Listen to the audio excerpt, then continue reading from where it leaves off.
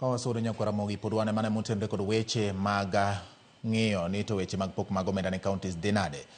Jood bura kod senators e komiti ma kelo thek wi pok mar omenda ne sirkal mag counties osayo jatend migawo mar omenda Mbadi kuom thiano ni onge omenda ma obiro medo sirkal mag counties e romo ma kawuono mane ochopo winjruok mar miyo counties bilion 387.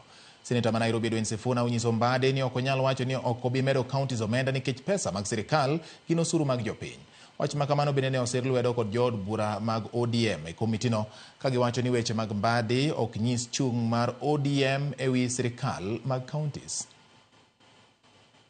This is not just an individual. It's an individual who is in charge of the treasury that has notoriously believed that the money that is raised nationally, the revenue that is raised nationally, belongs to national government.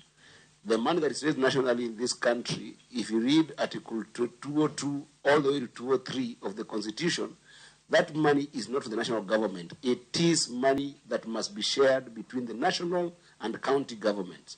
So it is reckless for the Cabinet Secretary in charge of Treasury to make such statement. Because it is not possible for us to sit here as members of the National Assembly and the Senate to undertake this constitutional process, and yet we have a Cabinet Secretary in charge of Treasury speaking in terms that are final, saying that he cannot add counties a single cent, and he's speaking as if the money is his personal money. So that when we tell you people that we are not part of his government and you doubt us, here is your evidence. Yeah. He does not speak for the party.